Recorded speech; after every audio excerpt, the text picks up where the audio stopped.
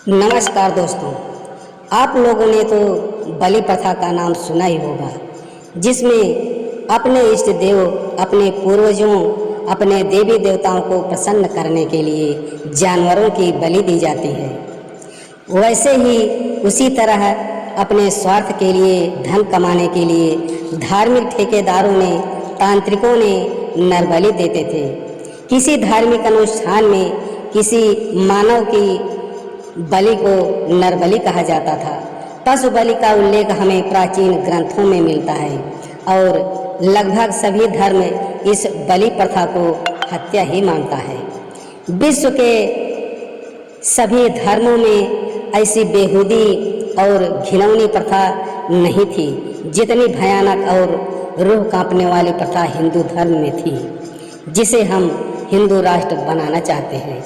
यदि हिंदू राष्ट्र बन गया तो फिर वही प्रथाएं हमारे ऊपर थोपी जाएंगी, जैसे जाति पात, ऊंच नीच, भेदभाव, छुआछूत, और यह सब SC ST OBC को झेलना पड़ेगा और मजबूरन हमें मानना पड़ेगा, क्योंकि हिंदू धर्म का यही कड़वा सच है।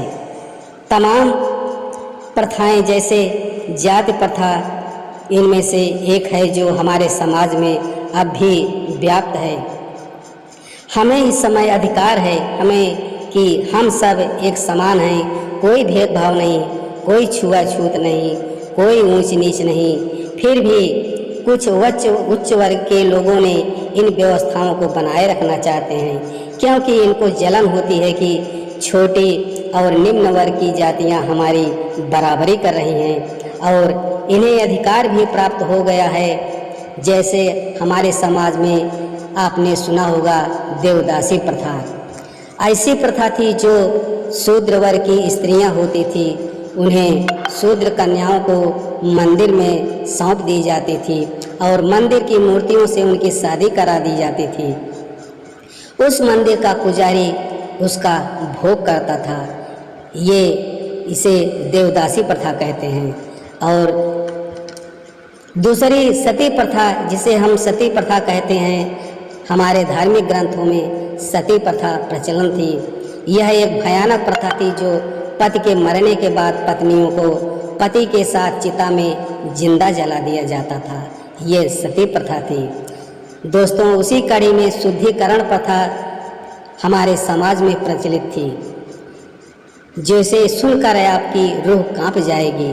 शूद्र स्त्रियों की जब शादी होती थी और विदाई होने पर पत्नी की डोली पति के घर न जाकर सीधे पुरोहित के घर जाती थी और वह पुरोहित 3 दिन तक उस स्त्री को भोग करता है, उसके साथ सुहागरात मनाता है, मनाकर फिर शुद्ध करता है और फिर चौथे दिन पति के घर जाती है। दोस्तों, इसी को शुद्धिकरण प्रथा कहा जाता है। हिंदू धर्म में ऐसी प्रथाएं हैं जिसे जानकर आपका खून खौल जाएगा।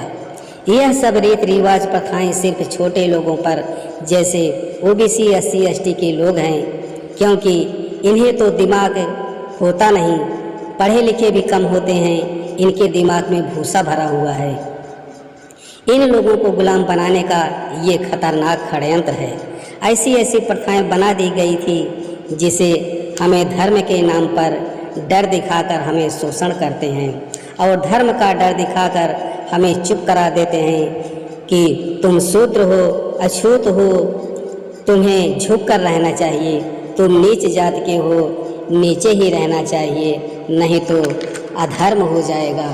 आज के समय में अधर्म ज़्यादा हो रहा है, क्योंकि छोटे लोगों को अधिकार मिल गया है, पढ़ने का अधिकार मिल गया है, ऊंचे ऊंचे पदों पर पहुंच गए हैं, पढ़ लिख कर अपने हक अधिकार की बात करने लगे। इनके अंधविश्वास और पाखंड से दूर निकल गए। इनकी बातों को कोई नहीं मानता, इनके पाखंड को कोई नहीं मानता, इसलिए कहते हैं कि धर्म खतरे में है। और हमारे समाज के कुछ लोग OBC SC ST के लोग इनकी बातों का समर्थन करते हैं, जिन्हें अंधभक्त कहा जाता है। इनका अस्त्र इन्हीं के ऊपर प्रयोग करते हैं, फिर भी इन गोबर भक्तों की आंख नहीं खुलती है। अंधविश्वास की इस कड़ी में अजीबोगरीब परंपराओं का उल्लेख मिलता है। जो आज के ओबीसी हैं वही एससी के लोग शूद्र थे।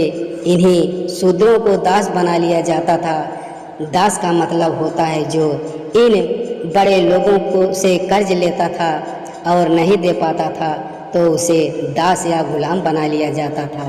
और दूसरा, जो युद्ध में हारे हुए लोग होते थे उन्हें दास या गुलाम कहा जाता था।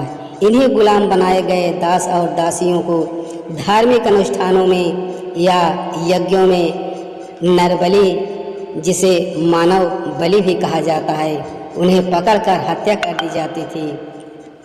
और ऐसी ही एक घटना केरल में हुई जो रूह कांपने कपा देने वाली दर्दनाक घटना है। धर्म के ठेकेदारों ने, कुछ तांत्रिक बाबाओं ने 2 महिलाओं को गला रेत कर हत्या कर दी। हत्या ही नहीं बल्कि उनके शरीर के टुकड़े के मांस को पकाकर खाया भी। काले जादू टोने के चक्कर में 3 आरोपियों ने मृतक के खून को दीवारों और फर्श पर छिड़क भी दिया। हैवानियत की इसी हदें पार कर दी। इतना ही नहीं, मृतक महिलाओं के साथ जो बर्बरता हुई उसको हम किसी के सामने बयां नहीं कर सकते।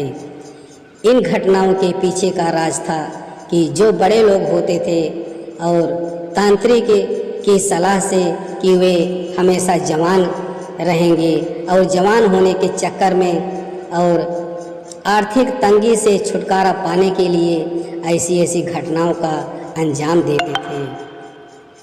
और ऐसे ही तमाम तांत्रिक बाबाओं के पोस्टर आपको मिल जाएंगे जिन पर लिखा होता है कि मन चाहे संतान के लिए, पत्नी को बस में करने के लिए या पति को बस में करने के लिए, अथवा जीवन की समस्याओं से मुक्ति पाने के लिए और बांझपन दूर करने के लिए, नामर्दी दूर करने के लिए फला बाबाओं से कांटेक्ट कर संपर्क कर सकते हैं। और हमारे पढ़े लिखे लोग भी इन ढोंगियों के चक्कर में पड़कर अपना और समाज में ज़्यादातर हमारी औरतें इन बाबाओं के चक्कर में फंस जाती हैं और जिनका शोषण का शिकार हो जाती हैं। तो दोस्तों, वीडियो से कुछ सीख मिली हो तो एक लाइक, शेयर और सब्सक्राइब कर दें, जिससे आने वाली वीडियो आपके पास पहुंच जाए। धन्यवाद।